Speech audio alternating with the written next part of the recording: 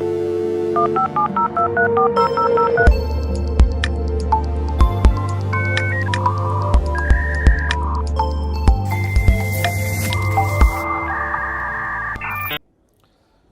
morning, I'm Matthew Burbidge, and I'm joined with Tope Olufon, a senior analyst at Forrester.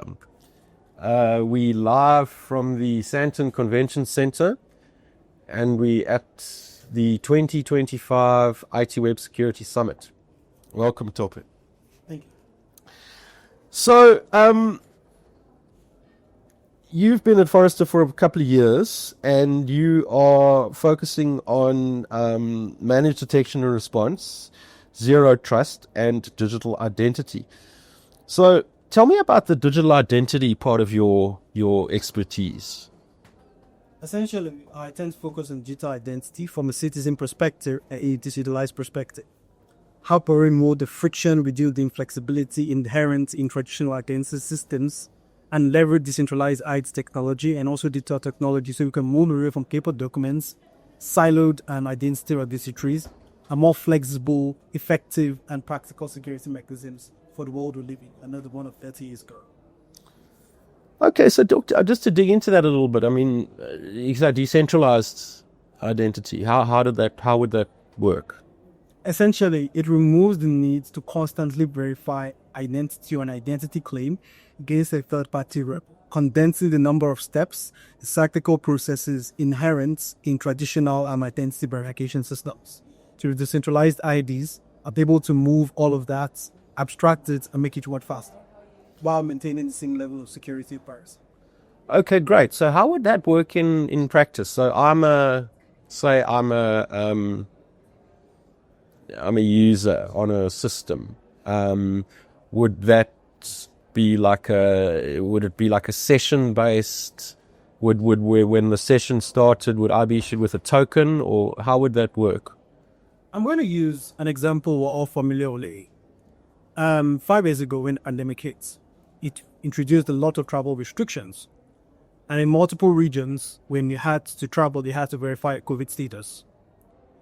A number of countries created COVID vaccine apps. Yeah. We had one, yeah. Apps. All you had to do was, at border control, scan the QR code and verify the COVID status. Yeah. You did not need to contact a third-party repository to verify that COVID status. Because of good cryptography, COVID status was verified there and then. Trying to get access to concerts, venue, you do the same thing. That's a snapshot of what we can do. Decentralized IDOTs. Okay. Because, I mean, for me, it's almost like we're living in this world now where that we've seen the kind of end of trust, because you never know. I mean, and identity would be part of that, and because you're constantly having to, especially with, I would imagine, like some identity and access management systems, you would be granted access to a system for a period of time but you would have to prove your identity at one or other time during that session. So that would be through an MFA type technology. I mean, is that kind of where you thinking? Is that kind of what you're thinking? Decentralized identities will not necessarily replace MFA. It will simply work with things like MFA. So decentralized identity at its core is basically reducing the friction, reducing the inflexibility inherent in identity, while at the same time working with improved security systems. Because decentralized identity should work with MFA and not replace it. But there's going to have to be some kind of biometric solution to this to prove who you are, to prove who you say you are. I mean, that goes without saying, right? So there would be some kind of fingerprint reader or retina reader or something like that. Yeah. Okay. Biometrics, again, would simply work in concert with these systems. And then where would this be abstracted to? Would that be a kind of like blockchain type decentralized database, or where would that be sitting? The blockchain is one way to do this, but of course, I wouldn't say so much the blockchain you need, but the principles behind the blockchain. So when we think about the blockchain, it's essentially an immutable ledger, right? Yeah. Now, in practicality, that could become very cumbersome and may not necessarily scale. But what we need to focus on is the immutability and the verification of record. If there are ways to verify records, transactions, when we think of transactions in terms of identity, what you did with that identity, it becomes a lot easier to build a profile of that identity and improve security. So the analysis, the tracking, the logging that blockchain exemplifies is what we should really look at. Okay, well, that sounds very encouraging, and I'm going to have to speak to you a bit more about that when we finish this interview. But I suppose it's similar. But what would be your best definition of zero trust? Because this thing is thrown around all the time nowadays, and. Or what is the difference between zero trust and identity and access management? Or is it one is part of the other? Or IAM is an essential tool to achieve zero trust. Okay. At its core, zero trust is not a product or something you can buy. It's the way to approach security. And the reason we have that is simply because the world we live in is changed. Let's use an example. You have 4,000 employees. And a huge number of these employees work remotely. They all connect via VPN. Yeah. Your VPN will be secure. You have good encryption, authentication, MFA, all that good stuff. If I was a threat actor, I'm not going to try to hack into your VPN. I'm just going to try to social engineer one of the employees. Yeah.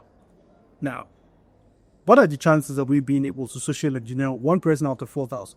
Very high. Almost 100% guaranteed to work. Yeah. And that's where zero trust comes in. Zero trust does not assume trust when you're within a boundary, but continuously verifies your access. And that continuous access verification is where zero trust is applicable in today's world. We have distributed workers, we have complex computing environments, and everything is everywhere all at once. With zero trust, we're able to verify everything at each step of the way and adapt our security based on context. So it is not so much a particular thing you buy, but it is a change in the way we approach security because of the world we live in.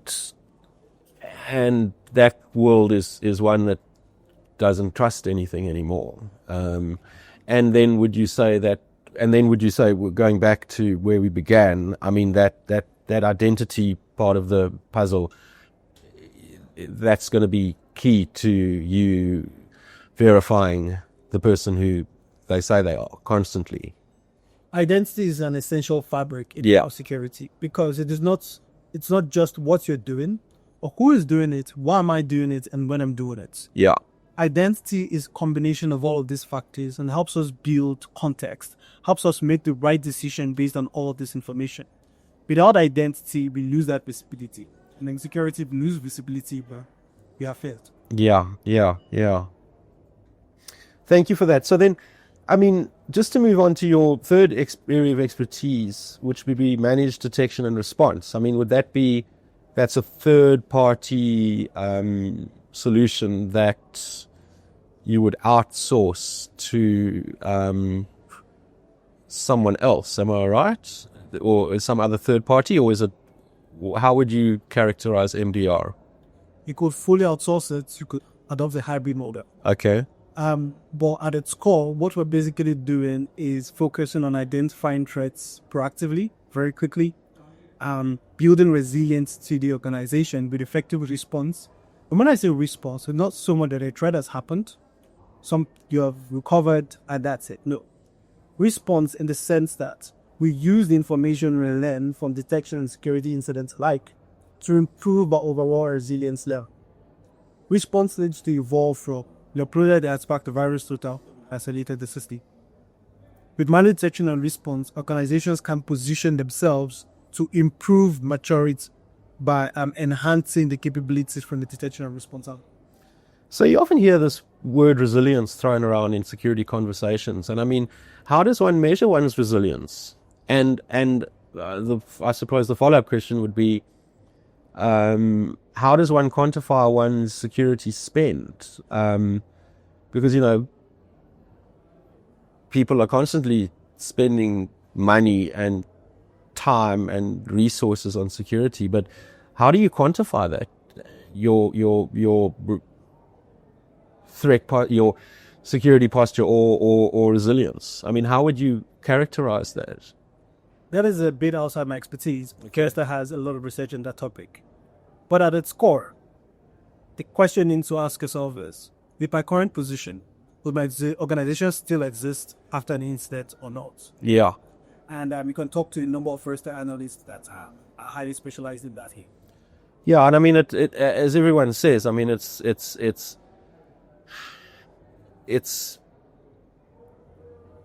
best to, while you might not be able to completely protect yourself, the important thing is to actually have a plan in place, a response plan. That would be going without saying. I would presume.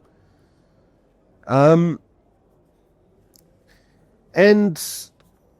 I mean, you can't open a technology, any kind of publication nowadays without seeing something about AI. I mean, it's just everywhere.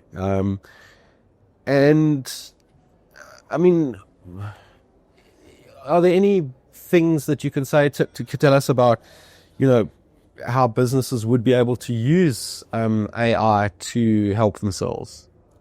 In a nutshell, from a security perspective, AI is the first multiplier. Is AI? Force multiplier. Yes.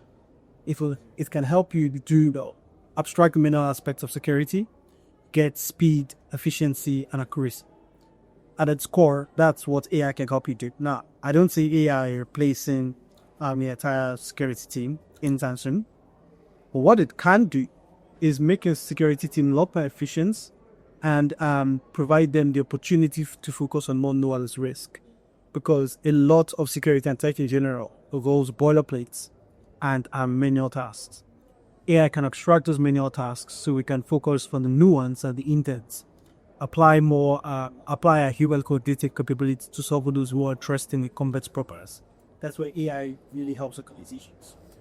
I mean, I was sitting here over the last two, the last year's Security Summit and the one before, and there were dire warnings that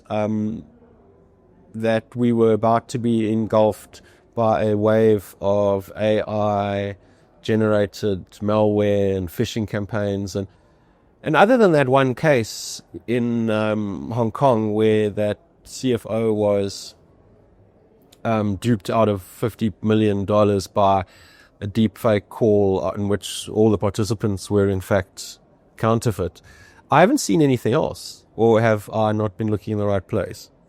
There have been incidents, and on the malware and there. The good thing is AI may not help you create brand new malware. It might not even create the malware at all. What it simply creates is a way to exploit the system.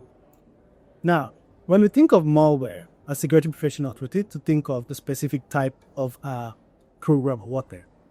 But malware is just code that does exactly what you want it to do, from a threat actor's perspective.